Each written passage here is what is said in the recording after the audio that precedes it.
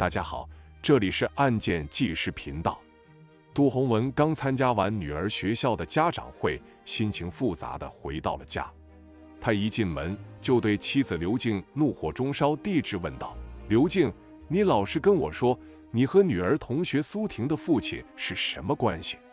刘静一愣，不由得反问：“你在说什么？我根本不认识那个人。”然而杜洪文的愤怒并未因此平息。你别装了，今天在学校，那些孩子都以为苏婷的爸爸是我们女儿的爸爸，他们长得太像了。你说这到底怎么回事？小磊难道是他的孩子？杜洪文的怀疑并非毫无根据。小磊刚出生时，他就对他的长相有些疑虑。尽管他和刘静都是高鼻梁、双眼皮，而小磊却是他鼻梁、单眼皮。每当带着小磊外出，总会有人好奇地问：“这孩子怎么不像你们夫妻俩？可能是隔代遗传吧？”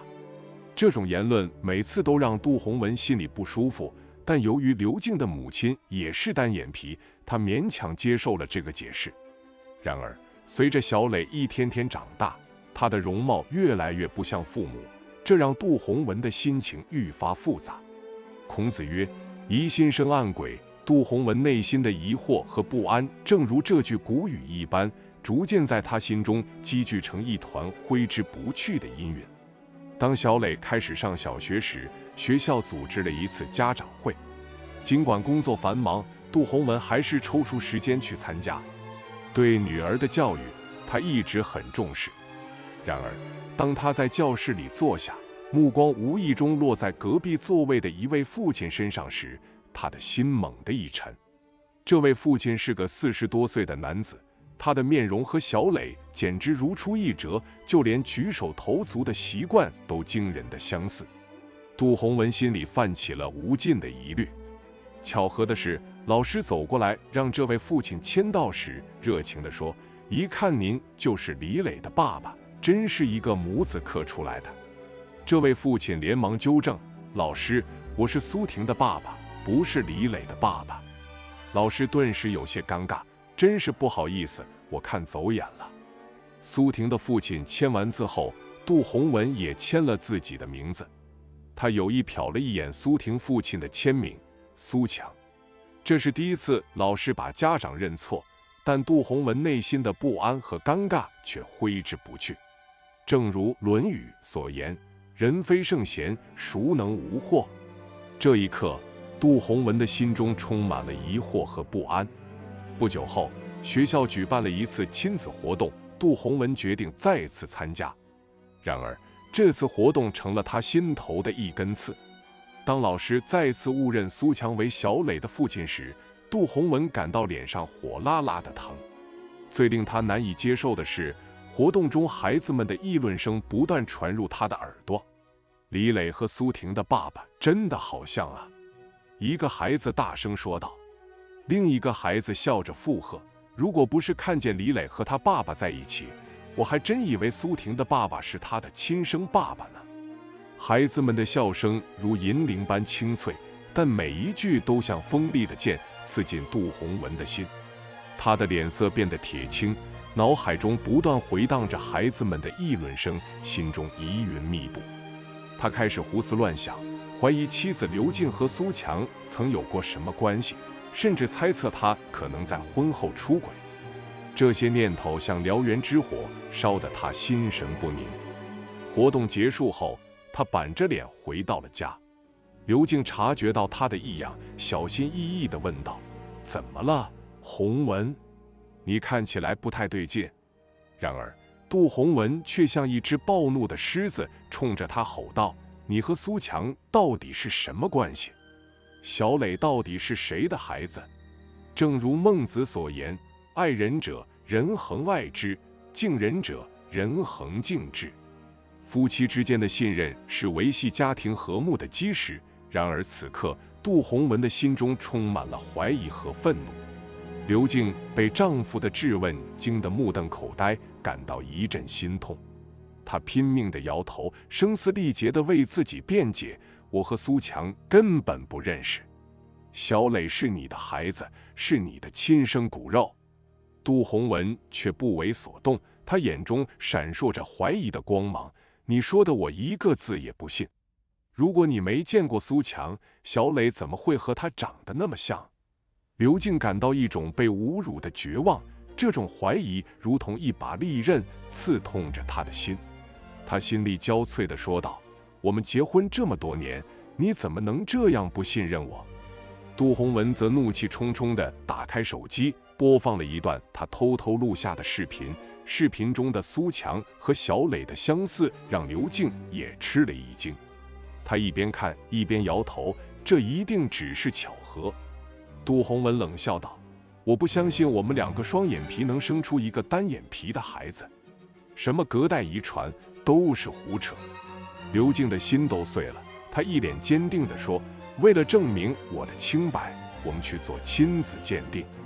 于是这对曾经恩爱的夫妻剪下了小磊的一缕头发，来到了亲子鉴定中心。孔子云：成者，天之道也；思成者，人之道也。在等待结果的过程中，他们的心悬在半空，充满了不安和惶恐。当鉴定结果出来的那一刻，他们的世界彻底崩塌。杜洪文与小磊没有血缘关系。杜洪文愤怒到了极点，他挥手狠狠给了刘静一巴掌：我对你太失望了，你还怎么狡辩？刘静捂住脸，痛哭失声：我真的没有做对不起你的事，小磊就是你的孩子，这一定是鉴定出了错。杜洪文冷笑道：黑纸白字你还狡辩？刘静，我真是到了8辈子没，才娶了你这样的女人。刘静也懵了，脑海一片空白。就在这时，鉴定中心的医生在窗口喊道：不好意思，你们还有一份亲子鉴定。杜洪文愣住了，亲子鉴定还能有2份？他拿起那份报告仔细看着，突然脸色大变。他默默递给刘静，刘静接过一看，脸色也随之大变。报告显示，刘静与小磊也没有血缘关系。这个结果像一记重拳，狠狠地击在他们心上。刘静感到一阵晕眩，仿佛整个世界都在瞬间崩塌。杜洪文的情绪濒临崩溃，他嘶哑着声音问道：这到底是怎么回事？我们的孩子在哪？正如苏轼所言，世是一场大梦，人生几度秋凉。这一刻，一个残酷的现实摆在杜洪文和刘静面前，他们的孩子竟然被调换了。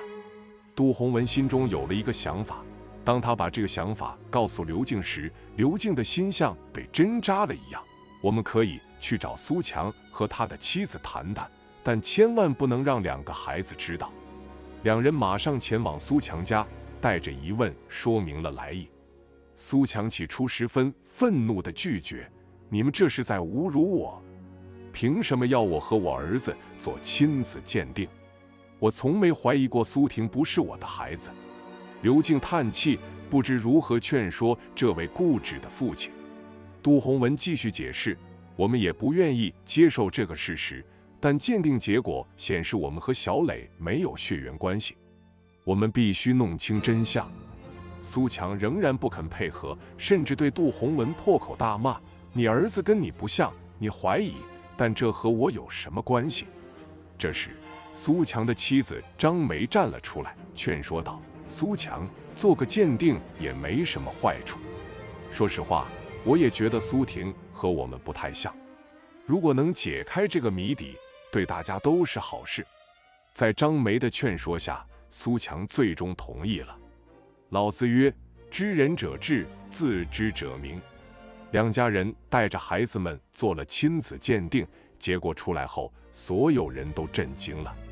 苏婷竟然是杜洪文和刘静的亲生女儿，而小磊则是苏强和张梅的亲生孩子。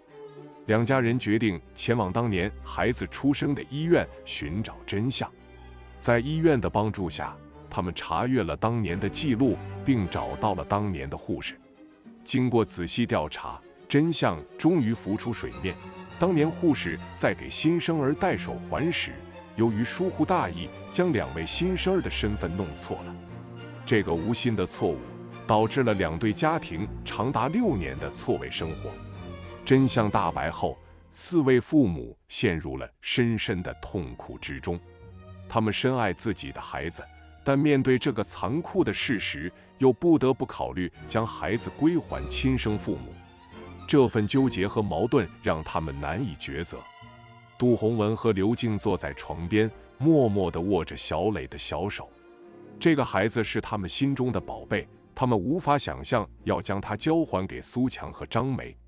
他们甚至连告诉小磊真相的勇气都没有。然而，他们知道这是命运的安排，无法改变。王安石有言：“事不目见耳闻，而意断其有无，可乎？”在这场命运的错位中，2对夫妻被迫面对现实，重新审视生活中的点滴细节。同样的痛苦也困扰着苏强和张梅。他们坐在家中，望着熟睡的小磊，内心充满了矛盾和痛苦。小磊已经成了他们生活的一部分，他们如何能将他送走？然而，亲生女儿苏婷的存在让他们无法忽视。在这场命运的捉弄中，2对夫妻不得不面对一个艰难的选择：是将孩子归还给亲生父母，还是继续抚养已经习惯了的孩子？他们都知道，无论选择哪种方式，都会给孩子和自己带来难以抹去的伤痛。正如孟子所言：“鱼，我所欲也；熊掌，亦我所欲也。二者不可得兼，舍鱼而取熊掌者也。”在这场抉择中，无论怎样选择，都会有一种失去的痛苦。杜洪文和刘静决定与苏强和张梅一起面对这个问题。他们坐在一起，讨论如何处理这个困境。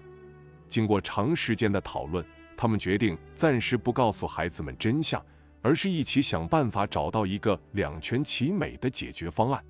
4位父母决定前往当年孩子出生的市妇幼保健院，寻找更多的信息和证据。